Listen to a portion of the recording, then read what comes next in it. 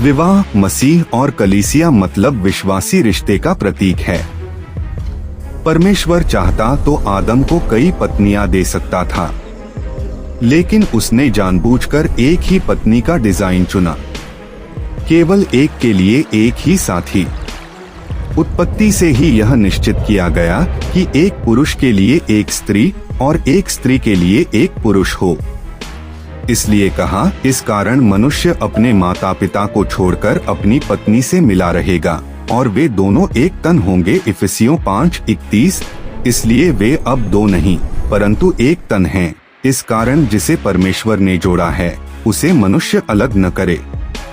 लोगों को समझाया गया कि व्यभिचार से बचने के लिए हर पुरुष अपनी पत्नी रखे और हर स्त्री अपना पति रखे। 1 कुरिन्थियों 7:2। फलो फूलो और पृथ्वी पर भर जाओ।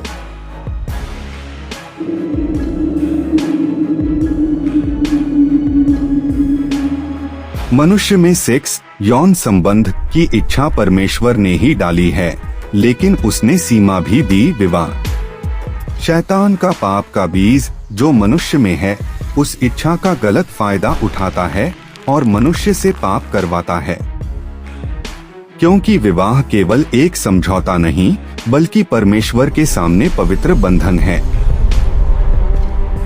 इसलिए यह भी कहा गया, विवाह सब में आदर की बात समझी जाए और विवाहशया अशुद्ध न होने पाए, क्योंकि परमेश्वर व्यभिचारियों और परस्त्रीगामियों का न्याय करेगा। इब्रानियों 13:4।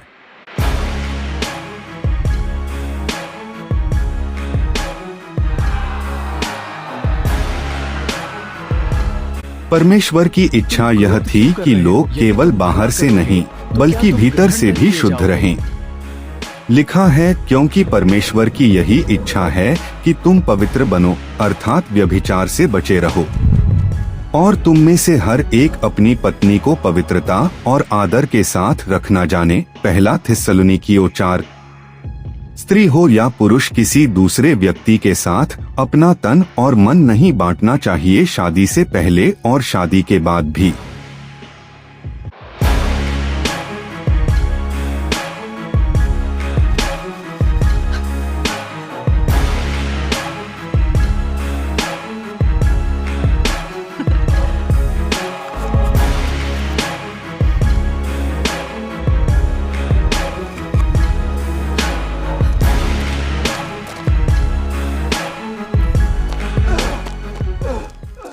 जब कोई ऐसा करता है तब उस व्यक्ति के मन में छाया रह जाती है, फिर चाहकर भी भूल नहीं पाते।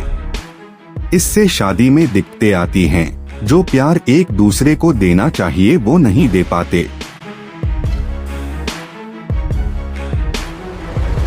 प्रभु हमारे साथ हैं।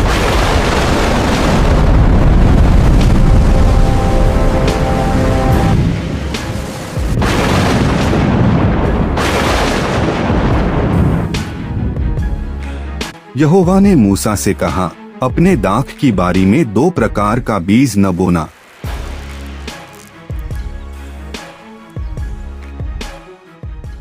ऐसा न हो कि उसका सारा फल जो बीज तू बोए और दाख की बारी की उपज दोनों अपवित्र ठहरे।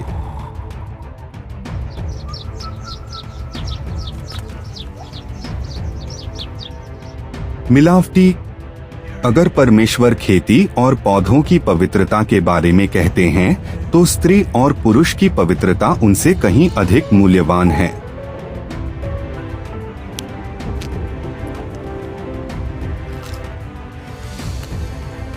शैतान का पाप का बीज मनुष्य के मन में बसा है। मनुष्यों में 2 स्वभाव होते हैं, एक अच्छा और एक बुरा। कैसे? परमेश्वर ने चेतावनी देकर कैन से कहा, पाप द्वार पर घात लगाए बैठा है और उसकी लालसा तेरी ओर होगी।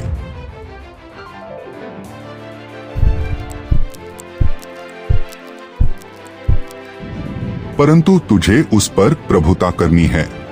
इसलिए लिखा है, शैतान को अवसर न दो। इफिसियों 4:26-27। और ना ही स्त्री स्त्री के साथ और ना पुरुष पुरुष के साथ यौन संबंध करे। यह तो पूरी तरह से परमेश्वर के विरुद्ध है। लिखा है, तू पुरुष के साथ वैसे न सोना जैसे स्त्री के साथ सोता है, यह घृणित बात है। लैंगिक व्यवस्था 18-22। और सिर्फ शादी के बाद ही एक ही साथी के प्रति पूर्ण समर्पण होना चाहिए। परमेश्वर का मूल डिजाइन यही है कि एक पुरुष, एक स्त्री, एक मन हो। समस्या केवल बाहरी कामों की नहीं बल्कि मन की है, क्योंकि बुरे विचार मन ही से निकलते हैं। मत्ती 15:19। व्यभिचार, अशुद्धता, लुचपन, बैर, झगड़ा, ईर्ष्या, क्रोध,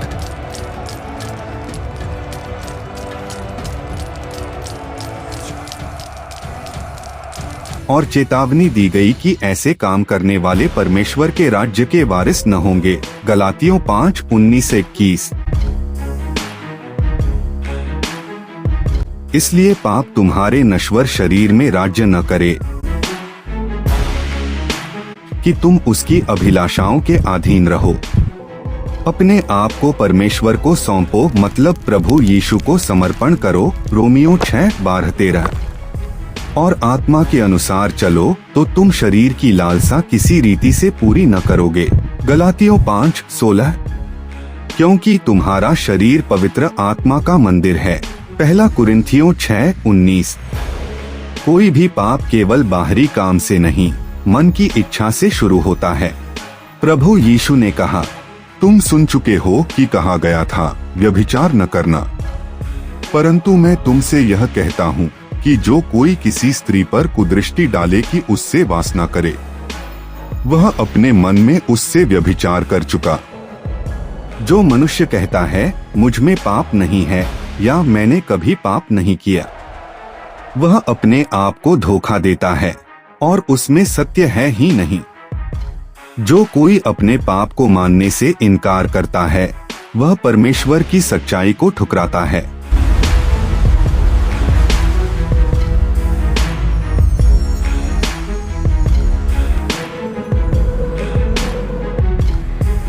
परमेश्वर के अनुसार हर मनुष्य ने पाप किया है, इसलिए हमें अपने पाप को पहचानना और मानना चाहिए।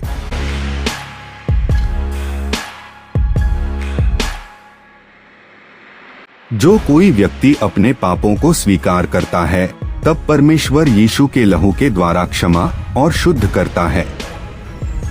इस प्रकार बाइबल यह सिखाती है कि परमेश्वर का मूल डिजाइन पवित्रता, एकनिष्ठ विवाह और शुद्ध हृदय है, और मनुष्य को न केवल अपने कर्मों में बल्कि अपने दिल और सोच में भी शुद्ध रहना आवश्यक है।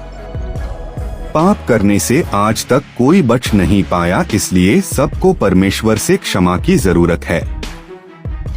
अपना लहू देकर किसी और ने तो क्षमा नहीं ठहराया, इसलिए पश्चाताप और पापों की क्षमा का मार्ग यही है। परमेश्वर के राज्य में जाने का रास्ता यही से होकर जाता है।